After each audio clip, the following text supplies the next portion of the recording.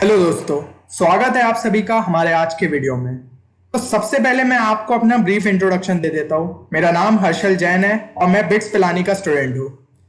तो आज के वीडियो में हम देखेंगे कि क्लास 10th के बोर्ड्स का जो आपका मैथ्स का एग्जाम होता है उसके लिए मतलब क्या एग्जाम स्ट्रेटेजी हमें फॉलो करनी चाहिए। तो अब आप सोच रहे होंगे कि अभी तो यार मतलब मैथ्स के पेपर के लिए काफी टाइम है, तो अभी से ही स्ट्रेटेजी क्यों? क्योंकि यार होता क्या है कि हमें एग्जाम के टाइम तक एक माइंडसेट इस हिसाब से तैयार करना होता है कि मतलब हम लोग किस तरीके से एग्जाम को अटेम्प्ट करेंगे। अगर वो माइंडसेट हमने तैयार कर लिया, जो एग्जाम पैटर्न है वो हमें पहले से हमारे दिमाग में सेट हो चुका है कि भाई मुझे इस सेक्शन को इतना टाइम अलॉट करना है और इस सेक्शन को इतना टाइम अलॉट करना है, तो एग्जाम के दिन हम कोई भी प्रकार की गलती नहीं करेंगे। और अगर हम एम कर रहे हैं कि हमें मतलब बोर्ड्स में 95% के ऊपर लाना है, तो उसके लिए तो फिर इन सारे पॉइंट्स का ध्यान रखना काफी जरूरी हो जाता है। तो एक चीज मैं आपको क्लियर कर दूं कि हमारा जो एग्जाम होती है वो होती है 180 मिनट्स की। ठीक है, तो हमें जो हमारी स्ट्रेटजी रखनी है ना, वो इस हिसाब से रखना है कि लगभग जो हमारा पेपर है वो कंप्लीट हो जाए आपका 160 मिनट्स के अंदर, और 20 मिनट्स जो है वो आपको रिवीजन के लिए मिले।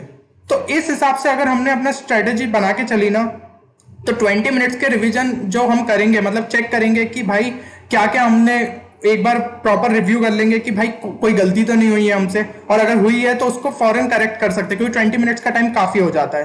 तो इसमें आप अपनी गलतियां अगर सही कर लेते हैं तो ऑब्वियसली मतलब आप 95% के आसपास ला सकते हैं। तो अब देखते हैं हम कि सबसे पहले हमारा मैथ्स का पैटर्न किस हिसाब से। तो मैथ्स का जो पैटर्न है उसमें पार्ट ए हो जाता है आपका 32 मार्क्स का, और उसमें जो सेक्शन 1 होता है वो होता है हमारे 16 मार्क्स का। तो सेक्शन 1 में आखिर क्वेश्चंस कैसे आते हैं? सेक्शन 1 में आपके आएंगे कि आपको एक क्वेश्चन दे दिया जाएगा और उसका एक फिलअप रहेगा कि भाई इसका फाइनल आंसर निकालो। तो वो जो रहते हैं वो सब 1 मार्क्स के रहते हैं, और टोटल क्वेश्चंस रहते हैं आपके 16। तो 16 इंटू 1 गिव्स अस 16 मार्क्स का ये सेक्शन आपका हो जाता है। इसमें भी एक बहुत ही खास चीज है कि जो 5 क्वेश्चन दिए रहते हैं वो 16 में से, उसमें आपको एक इंटरनल चॉइस दे दी जाएगी। मतलब क्या दिया रहेगा कि ये क्वेश्चन है तो उसमें एक यहाँ पे एक क्वेश्चन दिया है या फिर और यहाँ पे दूसरा क्वेश्चन, तो हमें एक मतलब एक ऑप्शन मिल जाता है कि हमें ये क्वेश्चन अटेम्प्ट करना है या दूसरा वाला क्वेश्चन अटेम्प्ट करना है। तो इससे मतलब चीजें थोड़ी आसान लगने लगती है कि भाई ठीक है, ये वाला क्वेश्चन मुझे थोड़ा टफ लग रहा है तो मैं नीचे वाले को अटेम्प्ट करता हूँ। तो ठीक है, ये चीज आपको समझ में आ गई होगी। अब सेक्शन 2 में क्या हो जाता है? सेक्शन 2 जो है इस बार पिछले साल के पैटर्न से चेंज हो गया है। इसमें आपके केस बेस्ड प्रॉब्लम्स आएंगे। तो केस बेस्ड प्रॉब्लम्स किस प्रकार से होते हैं? आपको एक केस दे दिया जाएगा, उसमें आपको एक कहानी बताई जाएगी या स्टोरी या केस किसी टाइप की चीज रहेगी कि उसमें बता दिया जाएगा कि ये हो रहा है, ये हो रहा है, और उसको किसी तरीके से मैथमेटिक के आपके कोई चैप्टर के साथ रिलेट कर दिया जाएगा। तो उसमें क्या रहेगा, आपको 4 केसेस रहेंगे, 1 2 3 4।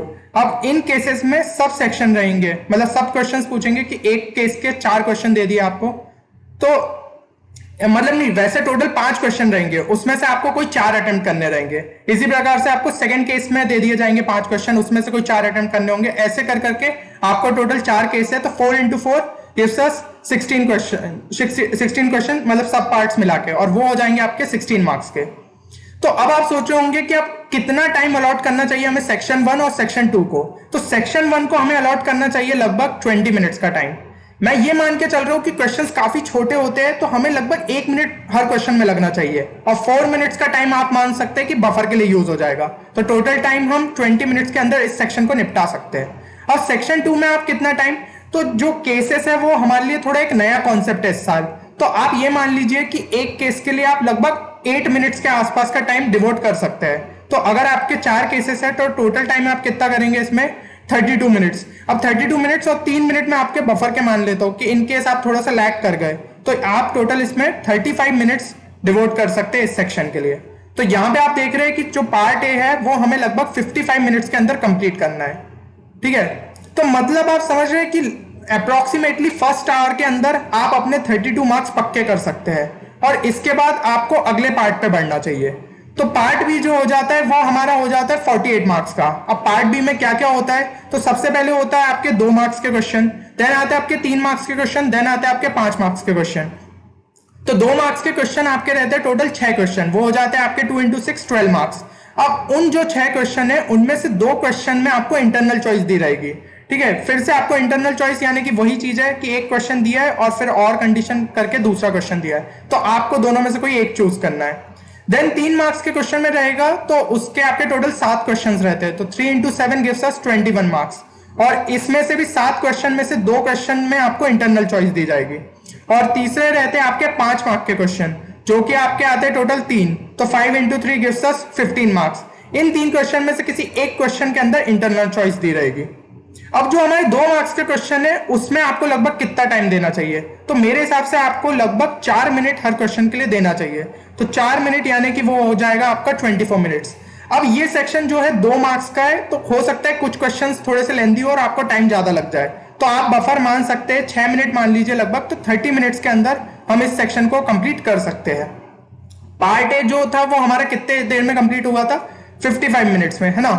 तो अब इसके आगे हम कंटिन्यूसली चलते हैं, तो यहाँ पे कंटिन्यू किया तो हमारा जो 30 मिनट्स के अंदर ये 2 मार्क्स वाला हो जाएगा सेक्शन कंप्लीट। अब 3 मार्क के क्वेश्चन की साइड हम बढ़ेंगे, तो इसमें आपको लगभग कितना टाइम देना चाहिए, तो आपके 7 क्वेश्चन है, हर क्वेश्चन के लिए आप मान लीजिए लगभग 6 मिनट लगेंगे आपको, तो यहाँ पे 42 मिनट्स का आप मान सकते हैं कि इतना आप इस सेक्शन में दे सकते हैं। और मैं मान लेता हूं कि 3 मिनट आपका बफर का टाइम हो गया, तो टोटल आप 45 मिनट्स इस सेक्शन के लिए रख सकते हैं, रिजर्व कर सकते हैं।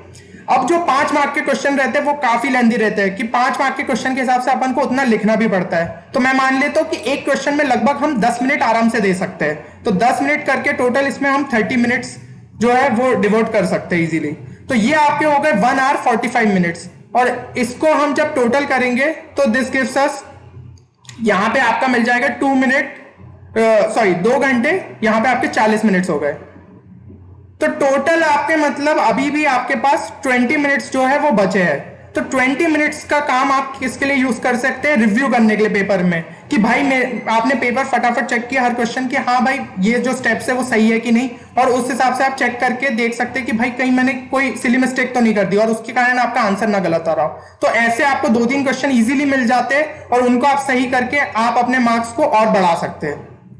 अब हम देखते हैं कि कुछ ऐसी बातें जो कि हमें मतलब याद ही रखनी है, अगर वो चीजों की हमने गलतियां की तो आपके पेपर में काफी नंबर जा सकते हैं। तो सबसे पहले जरूरी हो जाता है इंटरनल चॉइस क्वेश्चंस।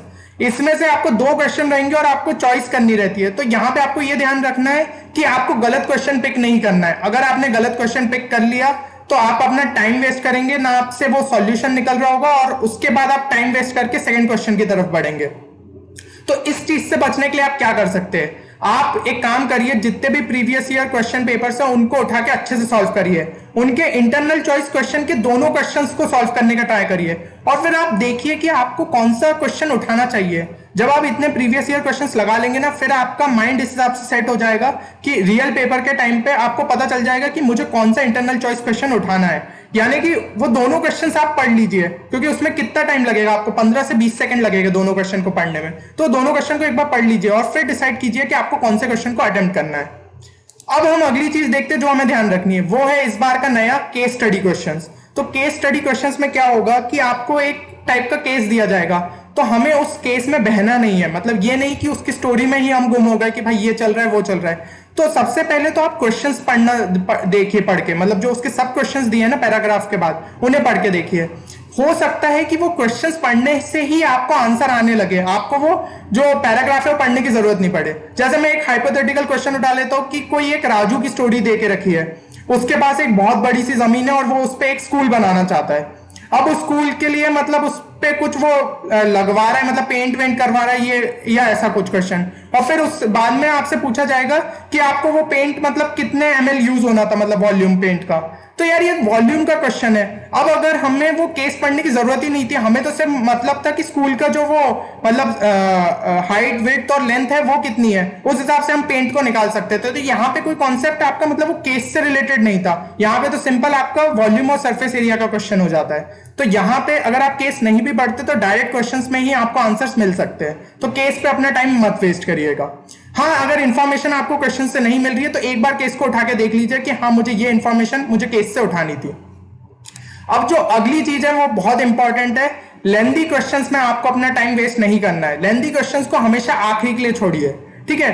आप क्वेश्चंस कर रहे हैं, जितना मैंने आपको बताया कि इस सेक्शन में इतना टाइम रिजर्व करना है, तो उससे अगर कोई क्वेश्चन आपका बाहर जा रहा है बाउंडेशन से, तो उस क्वेश्चन को छोड़िए और अगले क्वेश्चन पे बढ़िए। अगर आप उस पे ही अटके रह गए तो आपके पास रिव्यू के वो 20 मिनट्स नहीं बचेंगे, और वो रिव्यू के अगर 20 मिनट्स नहीं बचे तो बहुत सारे क्वेश्चंस आपके सिली मिस्टेक्स के कारण गलत हो सकते हैं। और दूसरी बात ये भी हो सकती है कि आपको आखिरी में कुछ क्वेश्चंस आते होंगे बट वो क्वेश्चंस आपसे गलत हो सकते हैं। तो इन चीजों में हमें नहीं फंसना है, हमें इस चीज का ध्यान रखना है कि हम लेंथी क्वेश्चंस में अटक के नहीं रह जाए। और जनरली ये होता है कि 3 मार्क्स और 5 मार्क्स के क्वेश्चंस में कुछ क्वेश्चंस लेंथी आते हैं, तो इन दोनों सेक्शंस के लिए तो खास ध्यान रखना है।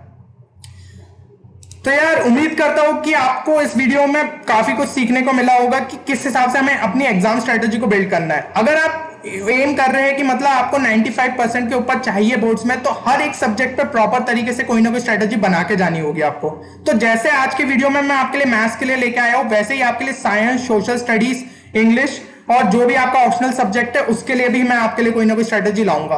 तो जैसा कि यार मेरा एक्सपीरियंस रहा है, मैं खुद मतलब अब बिट्स पिलानी में पहुंच गया हूं, बट जो मैंने गलतियां करी 10th या 12th में भी, या फिर मैंने जो नई चीजें सीखी, वो सारे एक्सपीरियंस मैं आपके साथ शेयर करूंगा।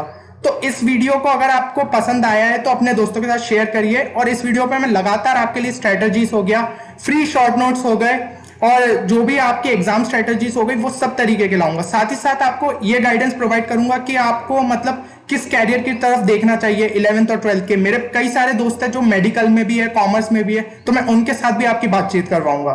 तो अगर आपको ये वीडियो पसंद आया तो इसे लाइक भी करिए और शेयर करिए। मिलते हैं अगले वीडियो में, तब तक के लिए जय हिंद।